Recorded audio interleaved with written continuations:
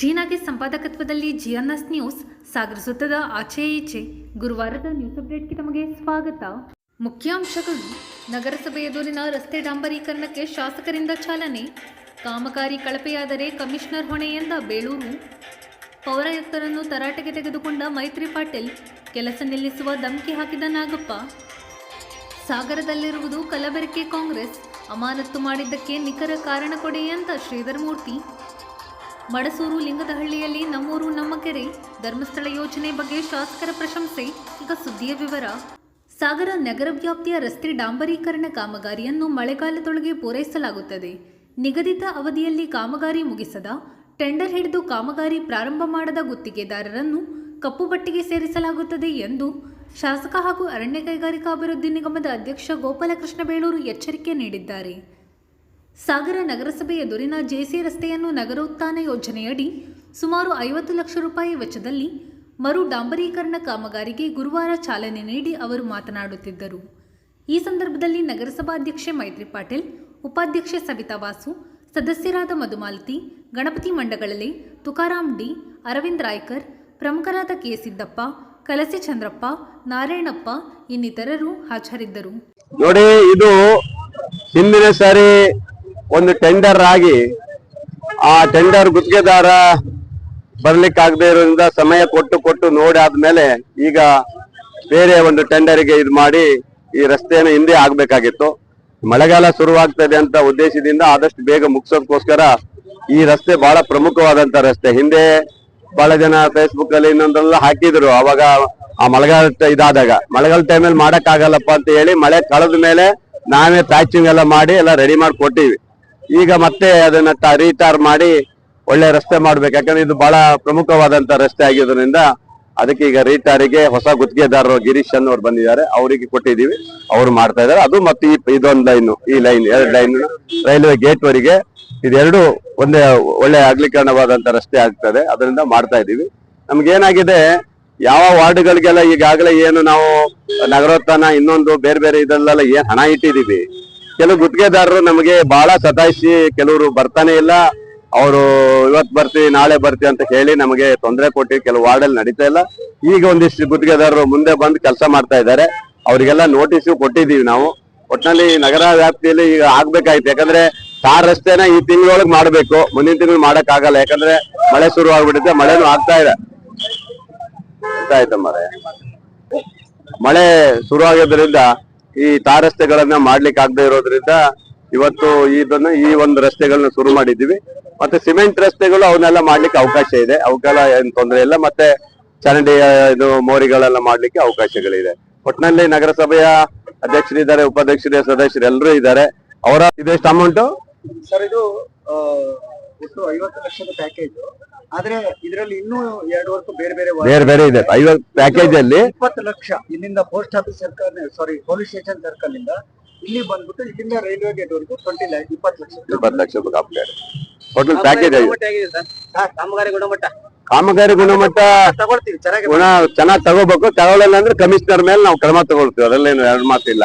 ಕಮಿಷನರೇ AW, ಕಮಿಷನರೇ ಈಗ incharge, ಅವರೇ AW ಇರೋದ್ರಿಂದ ಅವರೇ ತಗೋಬೇಕು. ಮತ್ತೆ ಇಂಜಿನಿಯರ್ ಇದ್ದಾರೆ, ಅವರೆಲ್ಲ ನೋಡ್ಕೊಳ್ತಾರೆ. ಆತರ ಏನು ಮಾಡ್ಲಿಕ್ಕಿಲ್ಲ, ಕಳಪೆ ಮಾಡುವಂತ ಪ್ರಶ್ನೆ ಇಲ್ಲ. ಯಾಕಂದ್ರೆ ಸರ್ಕಾರದ ಹಣವನ್ನ ಜನಪರವಾಗಿ ಕೆಲಸ ಮಾಡ್ಬೇಕು ಅನ್ನೋ ಉದ್ದೇಶ ಇದೆ.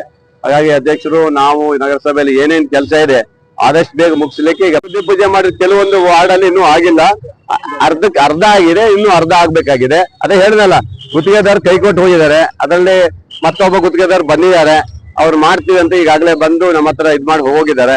ನೋಡ್ಬೇಕು ಗುತ್ತಿಗೆದಾರದು ಪ್ರಾಬ್ಲಮ್. ಒಂದ್ ವೇಳೆ ಮಾಡಿಲ್ಲ ಅಂದ್ರೆ ನಾವು 1 ತಿಂಗಳ ನೋಡ್ತೀವಿ, ಮಾಡಿಲ್ಲ ಅಂದ್ರೆ ಕ್ಲೋಸ್ ಮಾಡ್ತೀವಿ. ನೆಕ್ಸ್ಟ್ ಬೇಸಿಗೆ ಬಂದ ಮೇಲೆ ಅದು ಕ್ಲಿಯರ್ ಮಾಡ್ಕೊಳ್ತೀವಿ. ರೀಟೆಂಡರ್ ಅವರಿಗೆ ಬ್ಲಾಕ್ ಲಿಸ್ಟ್ ಅಲ್ಲಿ ಹಾಕಿ ಕ್ಲೋಸ್ ಮಾಡ್ತೀವಿ. ರಸ್ತೆ ಡಾಂಬರೀಕರಣ ಚಾಲನೆಗೆ ಎಲ್ಲ ಸದಸ್ಯರಿಗೆ ತಿಳಿಸಿದ ಪೌರಾಯುಕ್ತ HK ನಾಗಪ್ಪ ಅವರನ್ನು ನಗರಸಭೆ ಅಧ್ಯಕ್ಷೆ ಮೈತ್ರಿ ವಿ ಪಾಟೀಲ್ ತರಾಟೆಗೆ ತೆಗೆದುಕೊಂಡರು. ಎಲ್ಲ ಸದಸ್ಯರಿಗೆ ತಿಳಿಸದೆ ಕಾಮಗಾರಿಗೆ ಚಾಲನೆ ನೀಡುತ್ತಿದ್ದೀರಿ ಎಂದು ನಗರಸಭಾಧ್ಯಕ್ಷೆ ಮೈತ್ರಿ ಪಾಟೀಲ್ ಪ್ರಶ್ನೆ ಮಾಡಿದ್ದಕ್ಕೆ ಪೌರಾಯುಕ್ತ HK ನಾಗಪ್ಪ ಹೆಚ್ಚು ಮಾತನಾಡಿದರೆ ವಾರ್ಡ್ ವ್ಯಾಪ್ತಿಯಲ್ಲಿ ನಡೆಯುತ್ತಿರುವ ಎಲ್ಲ ಕಾಮಗಾರಿಯನ್ನು ನಿಲ್ಲಿಸಿ ಬಿಡುತ್ತೇನೆ ಎಂದು ಧಮಕಿ ಹಾಕಿದ ಘಟನೆ ಸಹ ನಡೆಯಿತು.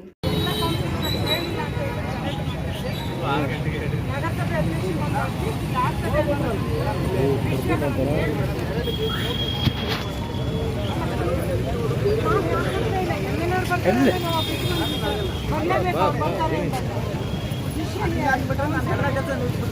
ಈ ಮಳೆ ಬಂದು ರೋಡ್ ಹಾಳಾಗಿ ನಾಳೆ ಆ ಥರ ಯಾವ ಬಂತು. ಸಾಗರದಲ್ಲಿರುವುದು ಕಲಬೆರಕೆ ಕಾಂಗ್ರೆಸ್. ಅಧಿಕಾರಿಗಳ ಭ್ರಷ್ಟಾಚಾರ ಬಯಲಿಗೆ ತಂದಿದ್ದಕ್ಕೆ, ಸಾಮಾಜಿಕ ಸೇವೆ ಮಾಡಿದ್ದಕ್ಕೆ ನನ್ನನ್ನು ಪಕ್ಷದಿಂದ ಉಚ್ಚಾಟನೆ ಮಾಡಲಾಗಿದೆಯಾ ಎಂದು ಕಾಂಗ್ರೆಸ್ ರಾಜ್ಯಾಧ್ಯಕ್ಷ ಡಿಕೆ ಶಿವಕುಮಾರ್ ಉತ್ತರ ನೀಡಬೇಕು ಎಂದು ದೇಶೀಯ ಸೇವಾ ಪ್ರತಿಷ್ಠಾನದ ಮುಖ್ಯಸ್ಥ ಹಾಗೂ ಜಿಲ್ಲಾ ಕಾಂಗ್ರೆಸ್ ಉಚ್ಚಾಟಿತ ಪ್ರಧಾನ ಕಾರ್ಯದರ್ಶಿ ಎಂ ಶ್ರೀಧರಮೂರ್ತಿ ಪ್ರಶ್ನಿಸಿದ್ದಾರೆ.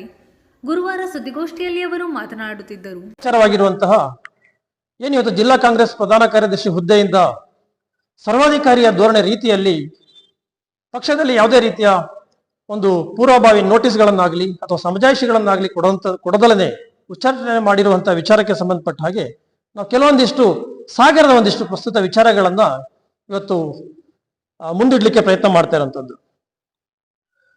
ಸಾಗರದಲ್ಲಿ ದೇಶಿ ಸೇವಾ ಫೌಂಡೇಶನ್ ಸಂಸ್ಥೆಯು ಬಹಳಷ್ಟು ವರ್ಷಗಳಿಂದ ಸಾಮಾಜಿಕ ಜವಾಬ್ದಾರಿಯನ್ನು ಅರಿತುಕೊಂಡು ಒಂದು ಸಾಮಾಜಿಕ ಬದ್ಧತೆ ಸಿದ್ಧಾಂತಗಳಿಂದ ಹಾಗೂ ಪ್ರಾಮಾಣಿಕತೆಯಿಂದ ಈ ನೊಂದ ಜನರ ಪರವಾಗಿ ಸಮಾಜದಲ್ಲಿರುವಂತಹ ಕಟ್ಟಕಡೆಯ ವ್ಯಕ್ತಿಗಳಿಗೆ ಶಕ್ತಿಯಾಗಿ ಅಧಿಕಾರಿಗಳ ಲಂಚಾವತಾರ ಭ್ರಷ್ಟಾಚಾರವನ್ನು ವಿರೋಧಿಸ್ತಾ ನೊಂದ ಜನರ ಧ್ವನಿಯಾಗಿ ನಾವೇನು ಇವತ್ತು ಆ ಸಂದರ್ಭದಲ್ಲಿ ಕೆಲಸ ಮಾಡ್ಕೊಂತ ಇಷ್ಟು ವರ್ಷಗಳಿಂದ ಬಂದಂಥದ್ದಿತ್ತು. ಇದನ್ನೆಲ್ಲ ಮೆಚ್ಚಿ ಜನಮನ್ನಣೆ ಗಳಿಸಿದ್ದಂತಹ ದೇಶಿ ಫೌಂಡೇಶನ್ ಮತ್ತೆ ನಮ್ಮ ಸಂಘಟನೆಯವರಿಂದ ಈ ಕಳೆದ ಚುನಾವಣೆ ಸಂದರ್ಭದಲ್ಲಿ 2023ರ ವಿಧಾನಸಭಾ ಚುನಾವಣೆ ಸಂದರ್ಭದಲ್ಲಿ ಆಗಿನ ಕಾಂಗ್ರೆಸ್ ಅಭ್ಯರ್ಥಿಯಾಗಿದ್ದಂತ ಅಂದಿನ ಶ್ರೀ ಗೋಪಾಲಕೃಷ್ಣ ಬೇಲೂರವರು ನಮ್ಮ ದೇಶಿ ಫೌಂಡೇಶನ್ ಕಚೇರಿಗೆ ಆಗಮಿಸಿ ತಮ್ಮ ತಂಡದೊಂದಿಗೆ ನಿಮ್ಮ ಸಂಘಟನೆಯ ಬಗ್ಗೆ ಬಹಳಷ್ಟು ಜನಾಭಿಪ್ರಾಯ ಇದೆ, ಬಹಳಷ್ಟು ಒಳ್ಳೆ ಕಾರ್ಯಗಳನ್ನ ನೇರವಾಗಿ ದಿಟ್ಟವಾಗಿ ನೀವು ಸಾಮಾಜಿಕ ಕಾಳಜಿಯನ್ನ ಮಾಡಿಕೊಂಡು ಸೇವೆಯನ್ನು ಮಾಡ್ಕೊಂಡು ಬರ್ತಾ ಇದ್ದೀರಿ. ಹಾಗಾಗಿ ನೀವು ಸಹಿತ ನಮ್ಮ ಪಕ್ಷಕ್ಕೆ ನಮಗೆ ಬೆಂಬಲ ಕೊಡಬೇಕು ಅಂತ ಹೇಳಿ ನಮ್ಮನ್ನ ಕೇಳ್ಕೊಳ್ಳೋ ಸಂದರ್ಭ ನಡೆದಿತ್ತು. ಆ ಹಿಂದಿನ ಸರ್ಕಾರದ ಅವಧಿಯಲ್ಲಿ ಬಹಳಷ್ಟು ಭ್ರಷ್ಟಾಚಾರ ಮತ್ತೆ ಜನವಿರೋಧಿ ನೀತಿಗಳನ್ನ ನಾವು ಪ್ರತಿಭಟಿಸಿ ಹೋರಾಟ ಮಾಡಿ ನಾವು ಸಹಿತ ಆ ಸರ್ಕಾರದ ಅಂದಿನ ಇಲ್ಲಿನ ವ್ಯವಸ್ಥೆಯ ವಿರುದ್ಧ ಸಾಗರದ ವ್ಯವಸ್ಥೆಯ ವಿರುದ್ಧ ಪ್ರತಿಭಟನೆ ಮಾಡಿದಂತ ನಾವುಗಳೆಲ್ಲರೂ ಅಭ್ಯರ್ಥಿಗೆ ಬಂದಂತ ಗೋಪಾಲಕೃಷ್ಣ ಬೇಳೂರವರು ಒಂದು ಹೊಸ ಭರವಸೆಯನ್ನ ನೀಡಿ ನಾವು ಪ್ರಾಮಾಣಿಕವಾಗಿ ಈ ನಾಡನ್ನ ಈ ತಾಲೂಕನ್ನು ಅಭಿವೃದ್ಧಿ ಮಾಡುವ ದೃಷ್ಟಿಯಲ್ಲಿ ಕೆಲಸ ಮಾಡಿಕೊಂಡು ಬರ್ತೇವೆ ಅನ್ನೋ ಒಂದು ಭರವಸೆಯನ್ನು ನೀಡುತ್ತಾ ಹಾಗೂ ಆಯಾ ಸಂದರ್ಭದಲ್ಲಿ ಬರುವಂತಹ ಸೂಕ್ತ ಸಲಹೆಗಳನ್ನೆಲ್ಲ ಆಧರಿಸಿ ನಾವು ಒಳ್ಳೆ ಮಾದರಿ ಆಡಳಿತವನ್ನು ತರಲಿಕ್ಕೆ ನನ್ನ ಪ್ರಾಮಾಣಿಕ ಪ್ರಯತ್ನ ಇರ್ತದೆ ಅಂತ ಹೇಳಿದಂತಹ ಭರವಸೆ ಮಾತುಗಳನ್ನ ಆಧರಿಸಿಕೊಂಡು ನಾವು ಆ ಸಂದರ್ಭದಲ್ಲಿ ಚುನಾವಣೆ ಸಂದರ್ಭದಲ್ಲಿ ನಾವು ಕಾಂಗ್ರೆಸ್ ಪಕ್ಷಕ್ಕೆ ಬೆಂಬಲ ಕೊಡುವಂತಹ, ಯಾಕಂದ್ರೆ ಮತ ಇರುವಂತದ್ದು ಒಂದೇ ಇರೋದ್ರಿಂದ ನಾವ್ಯಾದ್ರೂ ಒಂದೇ ಪಕ್ಷಕ್ಕೆ ನಾವು ಮತವನ್ನು ನೀಡಬೇಕಾಗ್ತದೆ. ಹಾಗಾಗಿ ನಾವು ಆ ಹಿಂದಿನ ಸರ್ಕಾರದ ಆಡಳಿತ ವ್ಯವಸ್ಥೆನ ವಿರೋಧ ಮಾಡಿದ್ರಿಂದ ಮತ್ತೆ ಈ ಒಂದು ಭರವಸೆ ಆಧಾರದ ಮೇಲೆ ನಾವು ಗೋಪಾಲಕೃಷ್ಣ ಬೇಳೂರವರಿಗೆ ಬೆಂಬಲ ಸೂಚಿಸಿ ನಾವು ಅವ್ರ ಜೊತೆಲಿ ಇದ್ದಂಥದ್ದಾಗಿತ್ತು. ಆ ಸಂದರ್ಭದಲ್ಲಿ ನಮಗೆ ಸ್ವತಃ ಅಭ್ಯರ್ಥಿಯಾಗಿದ್ದಂತಹ ಗೋಪಾಲಕೃಷ್ಣ ಬೇಳೂರವರು ಜಿಲ್ಲಾ ಕಾಂಗ್ರೆಸ್ಸಿನ ಪ್ರಧಾನ ಕಾರ್ಯದರ್ಶಿಯ ಹುದ್ದೆಯನ್ನು ತಮಗೆ ವಹಿಸಿಕೊಡ್ತೇವೆ, ನೀವು ನಮ್ಮ ಪಕ್ಷದಲ್ಲಿ ನಿಮ್ಮ ಸೇವೆಯನ್ನ ತೊಡಗಿಸ್ಕೊಡ್ಬೇಕು ಅಂತ ಕೇಳಿಕೊಂಡು ನಮಗೆ ಅವಕಾಶವನ್ನ ಮಾಡಿಕೊಟ್ಟಂತವ್ರುಗಳಿಂದ ಸಂತ್ರಸ್ತರಾಗಿರುವಂತವರಿಗೆ ಇವತ್ತು ಸಹಿತ ಅವರಿಗೆ ಇರುವಂತಹ ತುಂಡು ಭೂಮಿಗೆ ಸರಿಯಾದ ಒಂದು ಹಕ್ಕುಗಳನ್ನ ದಾಖಲಾತಿಗಳನ್ನು ಕೊಡದಲನೆ ಇವತ್ತಿಗೂ ಅತಂತ್ರರಾಗಿ ಮಾಡಿರುವಂತಹ ಎಷ್ಟೋ ಸಾವಿರಾರು ಕುಟುಂಬಗಳಿಗೆ ಅವರಿಗೆ ಕೊಡಬೇಕಾದಂತಹ ಮೂಲಭೂತ ಸೌಕರ್ಯಗಳಿರ್ಬೋದು ಅಥವಾ ಇನ್ನೊಂದಿಷ್ಟು ಸವಲತ್ತುಗಳನ್ನ ಕೊಡದಲನೆ ಏನಾದ್ರೂ ಶರಾವತಿ ಪಂಪ್ ಸ್ಟೋರೇಜ್ ಅನ್ನ ತಾವು ವಿಚಾರದಲ್ಲಿ ಸರ್ಕಾರ ಅಥವಾ ಶಾಸಕರು ಮುಂದುವರೆದಲ್ಲಿ ನಾವು ಜನಾಂದೋಲನವನ್ನೇ ಆ ವಿಚಾರದಲ್ಲಿ ನಾವು ತರ್ತೇವೆ ಅನ್ನುವ ಒಂದು ಹೇಳಿಕೆ ಕೊಟ್ಟಿದ್ದು, ಆ ರೀತಿಯ ಪ್ರಯತ್ನ ಮಾಡ್ತೇವೆ ಅಂತ ಹೇಳಿದ್ದು, ಸಾರ್ವಜನಿಕರ ಕಾಳಜಿಯ ದೃಷ್ಟಿಯಿಂದ ನಾವು ಹೇಳಿಕೆಯನ್ನು ಮಾಡಿರುವಂಥದ್ದು ನಿಮ್ಮ ಪ್ರಕಾರದಲ್ಲಿ ಪಕ್ಷ ವಿರೋಧಿ ನೀತಿ ಆಗಿದ್ದರೆ ಅಥವಾ ಹಾಗೆ ಮುಂದುವರೆದು ಬಹಳಷ್ಟು ಕಡೆ ಕಾಮಗಾರಿಗಳ ವಿಚಾರದಲ್ಲಿ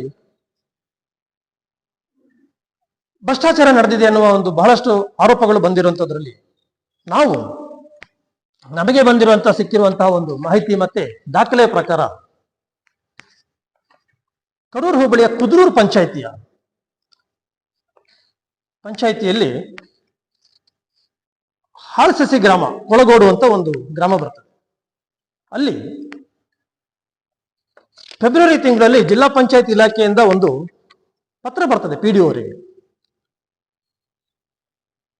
ಸಾಗರ ತಾಲೂಕು ಕುದುರೂರು ಗ್ರಾಮ ಪಂಚಾಯತಿಯ ಹಾಳಸಸಿ ಗ್ರಾಮದಿಂದ ಕೊಳಗೋಡಿಗೆ ರಸ್ತೆಗೆ ಜಲ್ಲಿ ಬಿಚಾವಣೆ ಮಾಡುವ ಅಂತ ಕಾಮಗಾರಿಗೆ ಸಂಬಂಧಪಟ್ಟ ಹಾಗೆ 3,98,000 ರೂಪಾಯಿ ಹಣವನ್ನ ಬಿಡುಗಡೆ ಮಾಡುವ ಸಲುವಾಗಿ PDO ಅವರಿಗೆ ನಿಮ್ಮ ಅಭಿಪ್ರಾಯವನ್ನು 10 ದಿನಗಳ ಒಳಗಾಗಿ ನೀವು ನೀಡತಕ್ಕದ್ದು, ಇಲ್ಲದಿದ್ದಲ್ಲಿ ನಾವು ಹಣ ಬಿಡುಗಡೆ ಮಾಡುವ ಮುಂದಿನ ಪ್ರಕ್ರಿಯೆಗೆ ಮುಂದುವರಿಸಲಾಗುತ್ತದೆ ಅಂತ ಒಂದು ಪತ್ರ ಬಂದಿದೆ.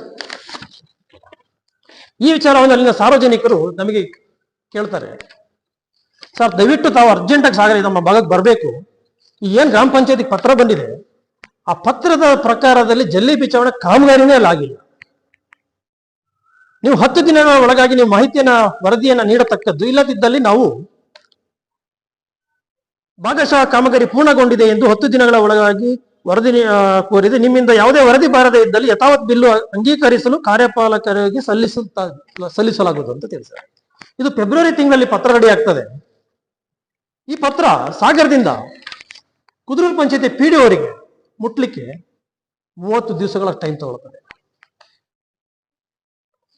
ಪಂಚಾಯತಿ PDO ಅವರು ವಿಸಿಟ್ ಮಾಡ್ತಾರೆ. ನಾವು ಮುಂಚೆನೆ ವಿಸಿಟ್ ಮಾಡಿದ್ರು ಅಂತ ಹೇಳಿದ್ರು, ನಾವು ಅವ್ರನ್ನ ಸಂಪರ್ಕಿಸಿದಾಗ. ಆಮೇಲೆ ಅವ್ರ ಪತ್ರ ನಾವಿನ್ನು ಮಾಹಿತಿ ಕೇಳ್ತೇವೆ, ಅವ್ರಿಗೆ ಒಂದು ಪತ್ರ ಕೊಡ್ತಾರೆ. ಅವರು ಇಲ್ಲಿದೆ, ಈ ಪಟ್ಟಿಯಲ್ಲಿ ತೋರಿಸಿರುವಂತಹ ಪ್ರಕಾರದಲ್ಲಿ ಈ ಭಾಗದಲ್ಲಿ ಕಾಮಗಾರಿಯೇ ಕಂಡು ಬಂದಿರುವುದಿಲ್ಲ. ಅಂದ್ರೆ ಇದರ ಅರ್ಥ ಏನು ಸ್ಪಷ್ಟವಾಗಿ ಏನು ಕಾಣಿಸ್ತದೆ ಅಂದ್ರೆ, ಈ ಹಣವನ್ನ ಅಭಿವೃದ್ಧಿ ಕೆಲಸಗಳನ್ನು ಮಾಡದಲನೆ ಅಥವಾ ಪಟ್ಟಿಯಲ್ಲಿ ಅದಲು ಬದಲು ಅಂತ ಆ ಕಡೆ ಈ ಕಡೆ ಅಂತೇಳಿ ಒಂದು ಗೊಂದಲವನ್ನು ಸೃಷ್ಟಿ ಮಾಡಿ ಈ ಹಣ ಲಪಟಾಯಿಸುವಂತ ವಿಚಾರವನ್ನ, ಈ ರೀತಿಯ ಭ್ರಷ್ಟಾಚಾರದ ವಿಚಾರದಕ್ಕೆ ನಾವು ಸಾರ್ವಜನಿಕರ ಸಮ್ಮುಖದಲ್ಲಿ ಸಾರ್ವಜನಿಕರ ಪರವಾಗಿ ಪ್ರಶ್ನೆ ಎತ್ತಿ ನಾವು ಕೇಳಿದ್ದೇ. ಹಾಗಾದ್ರೆ ನಿಮ್ಮ ಪ್ರಕಾರ ಪಕ್ಷ ವಿರೋಧ ಚಟುವಟಿಕೆಯೇ? ಹಾಗಾಗಿ ಈ ಎಲ್ಲ ವಿಚಾರಗಳನ್ನ ಇಟ್ಕೊಂಡು ನಾವು ಇವತ್ತು ನಮ್ಮನ್ನ ಪಕ್ಷದಿಂದ ಉಚ್ಚಾಟನೆಯನ್ನು ತಾವು ಮಾಡಿರುವಂತದ್ದಾಗಿದೆ ಅಂತೇಳಿ ಕಂಡು ಬರ್ತಾ ಇದೆ. ಈ ಎಲ್ಲ ಮೇಲಿನ ವಿಚಾರಗಳಿಗೆ, ನಾವು ತಿಳಿಸಿದಂತ ವಿಚಾರಗಳಿಗೆ ಶಾಸಕರಿಗೆ ಶ್ರೀಯುತ ಗೋಪಾಲಕೃಷ್ಣ ಅವರಿಗೆ ನಾವು ಕೇಳ್ತೇವೆ ಮತ್ತು ಹೇಳ್ತಾ ಇದ್ದೇವೆ, ನಿಮ್ಮ ಸ್ವಹಿತಾಸಕ್ತಿಗೆ ನಮ್ಮಿಂದ ಅಡ್ಡಿಯಾಗಿದ್ದರೆ, ನೀವು ನಮ್ಮನ್ನು ಉಚ್ಚಾಟಿಸಿರುವುದು ಸತ್ಯವಾಗಿದ್ದರೆ ನಾವು ಸ್ವಾಗತಿಸ್ತೇವೆ.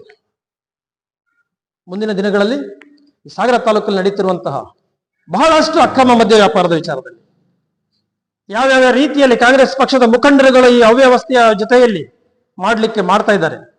ಕೇವಲ ಇವರಿಗೆ ಹಣ ಮಾಡೋದೊಂದೇ ಉದ್ದೇಶವಾಗಿ ಕಂಡು ಬರ್ತಾ ಇರುವಂತದ್ದು. ಅಕ್ರಮ ಕಲ್ಲು ಕೊರೆ ಇರ್ಬೋದು, ಭೂ ಅಕ್ರಮಗಳಿರ್ಬೋದು, ದಾಖಲಾತಿಗಳನ್ನ ತಿರುಚುವಂತದ್ದು ಇರ್ಬೋದು, ಬಹಳಷ್ಟು ಇವತ್ತಿನ ಶಾಸಕರಾದ ನಮ್ಮ ಗೋಪಾಲಕೃಷ್ಣ ಸಿದ್ಧಾಂತವನ್ನು ನಾವು ಹೆಚ್ಚಿಗೆ ಬಿಡಿಸಿಡಬೇಕಾಗಿಲ್ಲ ಅಂತ ನಾನು ಭಾವಿಸ್ತೇನೆ. ಕಾಂಗ್ರೆಸ್ ಪಕ್ಷದ ಶಾಸಕರು ಇವರು ಸಾಗಾಗಿ ಯಾವ ಸಂದರ್ಭದಲ್ಲಿ ರಾಜಕಾರಣ ಮಾಡಲಿಕ್ಕೆ ಪ್ರವೇಶ ಕೊಡಬಹುದು, ಆನಂತರದ ಅಧಿಕಾರ ತೆಗೆದುಕೊಳ್ಳೋದಕ್ಕೋಸ್ಕರ ಯಾವ ಒಂದು ರೀತಿಯ ಕೋಮು ಗಲಭೆಗಳನ್ನೆಲ್ಲ ಉಂಟು ಮಾಡಿಸಿ ಯಾವ ಸಿದ್ಧಾಂತದ ಅಡಿಯಲ್ಲಿ ಅವರು ರಾಜಕೀಯ ಅಧಿಕಾರವನ್ನು ಪಡೆದರು 2003 ಇವತ್ತು ಆ ಸಿದ್ಧಾಂತ ಆನಂತರದಲ್ಲಿ ಅವರು ಇನ್ಯಾವುದೋ ಪಕ್ಷಕ್ಕೆ ಹೋಗ್ತಾರೆ. ಐ ಥಿಂಕ್ JDS ಆ ಪಕ್ಷದ ಸಿದ್ಧಾಂತ ಬದ್ಧತೆಗಳನ್ನು ತೆಗೆದುಕೊಳ್ಳುತ್ತಾರೆ. ಮತ್ತೆ ಪುನಃ ಬಿಜೆಪಿಗೆ ಬರ್ತಾರೆ. ಬಿಜೆಪಿಗೆ ತಮ್ಮ ಸಿದ್ಧಾಂತ ಬದ್ಧತೆಗಳನ್ನು ಬದಲಾಯಿಸಿಕೊಂಡು ಆ ಪಕ್ಷದ ಅವರು ಇಲ್ಲಿಯೂ ನಡ್ಕೊಂಡು ಬಂದಿರುವಂತಹ ಪಕ್ಷದ ಸಿದ್ಧಾಂತಗಳು ಇವತ್ತಿರುವಂತಹ ಕಾಂಗ್ರೆಸ್ ಪಕ್ಷದ ಸಿದ್ಧಾಂತಗಳು ಅಜಗಜಾಂತರ ಇರುವಂತಹ ವ್ಯತ್ಯಾಸಗಳು ಇವತ್ತು ಕಾಂಗ್ರೆಸ್ ಪಕ್ಷದಲ್ಲಿ ಇವೆಲ್ಲ ವಿಚಾರಗಳನ್ನು ಸಿದ್ಧಾಂತಗಳನ್ನೆಲ್ಲ ಮಿಕ್ಸ್ ಮಾಡಿಕೊಂಡು ನೈಜ ಕಾಂಗ್ರೆಸ್ನ ಕಾಳಜಿ ಇವತ್ತು ನರಳುತ್ತಾ ಇದೆ ಉದ್ದೇಶದಲ್ಲಿ ನಾವು ಕಲಬೆರಕೆಯ ಸಿದ್ಧಾಂತಗಳ ಒಂದು ಆಡಳಿತ ವ್ಯವಸ್ಥೆ ಇದೆ ಅನ್ನೋದನ್ನು ಆಡಳಿತ ಪಕ್ಷದ ಕಾರ್ಯಕ್ರಮಗಳನ್ನು ಇನ್ನೂ ಟೀಕಿಸಿಕೊಂಡು ಯಾವ ದಾಖಲೆಗಳಿದ್ರೆ ಆ ದಾಖಲೆ ಸಮ್ಮುಖದಲ್ಲಿ ನಾವು ಬಹಿರಂಗವಾಗಿ ಚರ್ಚಿಸಿದ್ದೇವೆ. ಸ್ಥಳೀಯ ಆಡಳಿತ ವ್ಯವಸ್ಥೆಯ ಲೋಪದೋಷಗಳು ಕಂಡು ಬಂದಾಗ ಅಧಿಕಾರಿಗಳನ್ನು ಎಚ್ಚರಿಸುವುದು ನಮ್ಮ ತಪ್ಪಾಗ್ತದೆ ಅಂತ, ಸಾರ್ವಜನಿಕರ ಕಾಳಜಿಯಿಂದ ನಾವು ಅವರಿಗೆ ಧ್ವನಿ ಕೊಡೋದು ತಪ್ಪಾಗ್ತದೆ ಅಂತ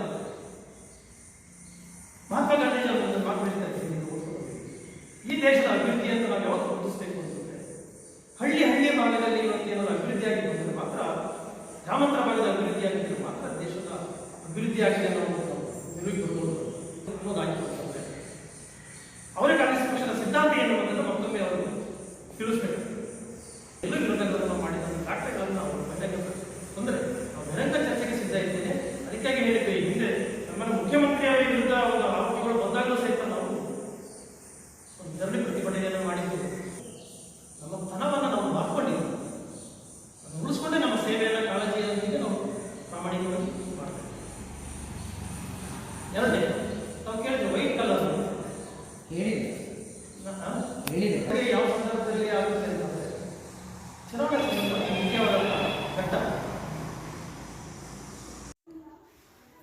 ಜಲಮೂಲ ಸಂರಕ್ಷಣೆ ನಮ್ಮೆಲ್ಲರ ಆದ್ಯ ಕರ್ತವ್ಯ.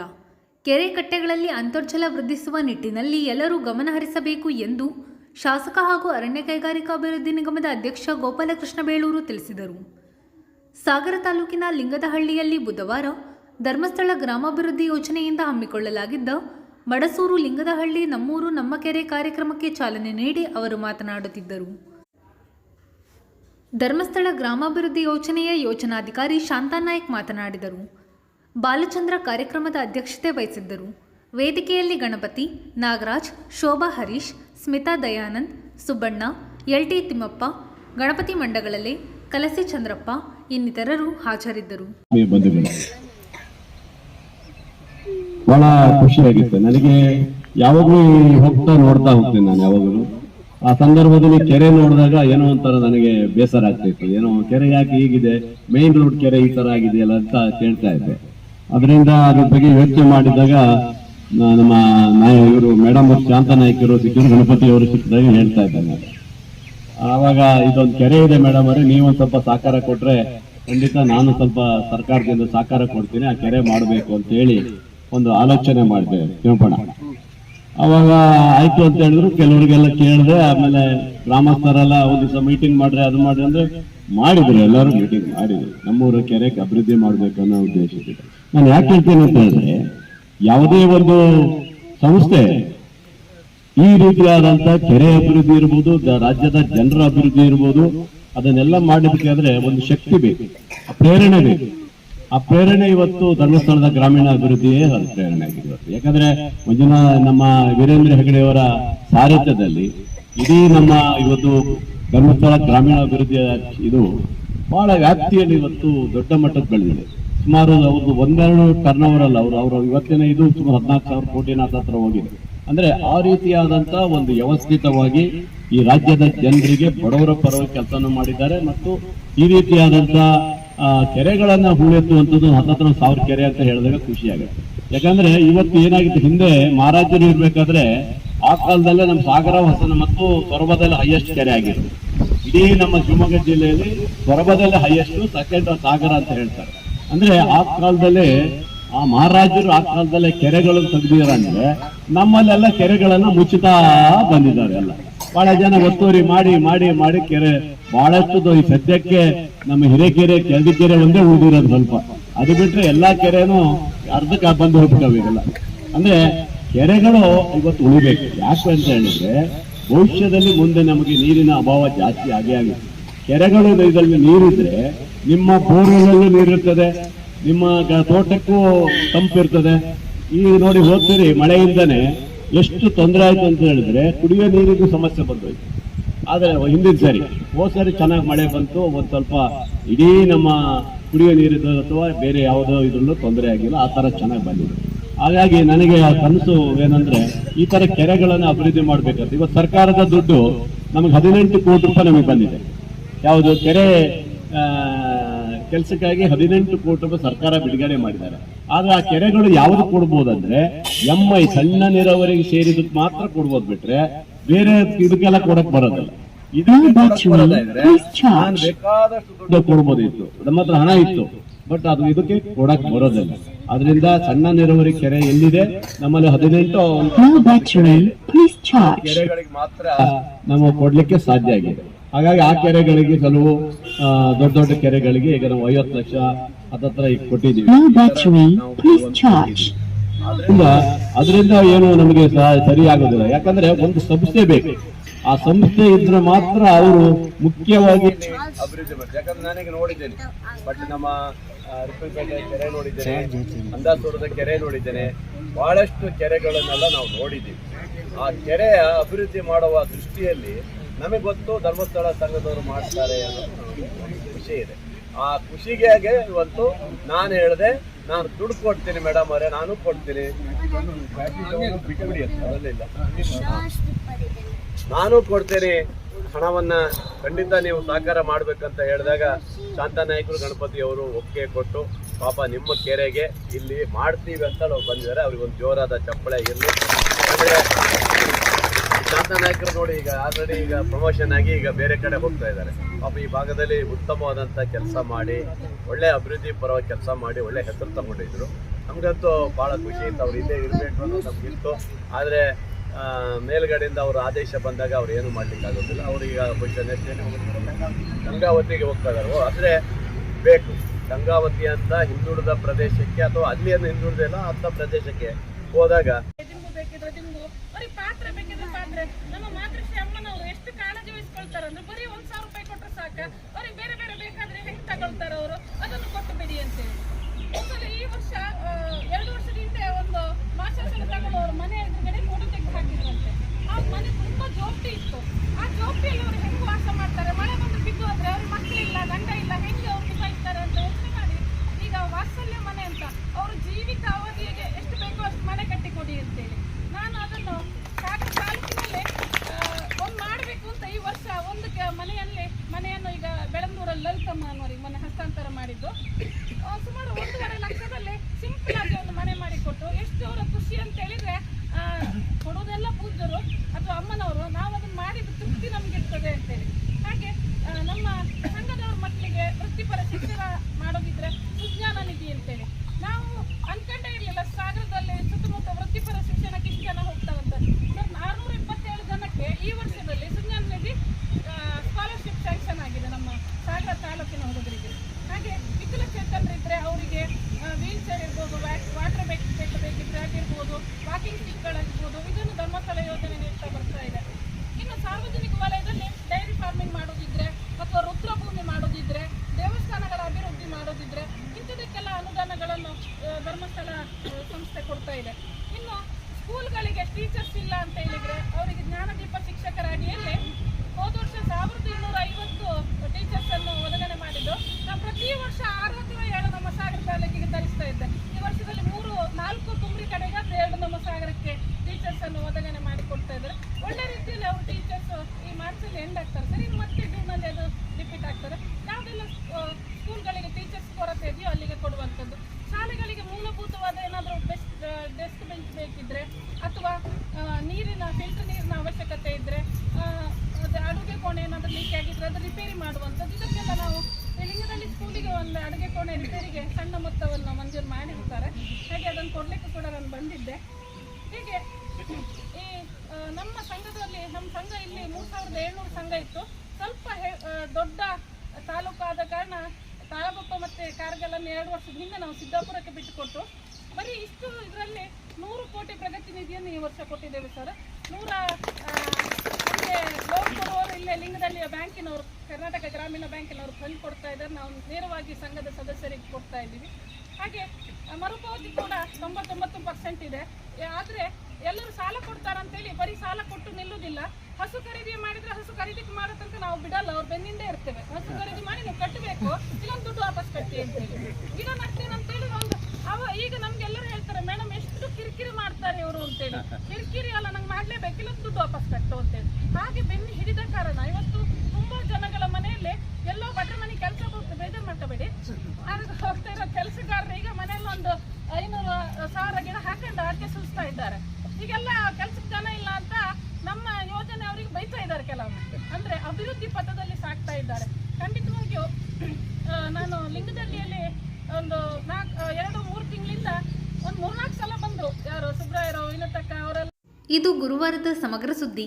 ನಿರಂತರ ಸುದ್ದಿಗಾಗಿ ನೋಡ್ತಾ ಇರಿ GNS ನ್ಯೂಸ್. ನಮಸ್ಕಾರ.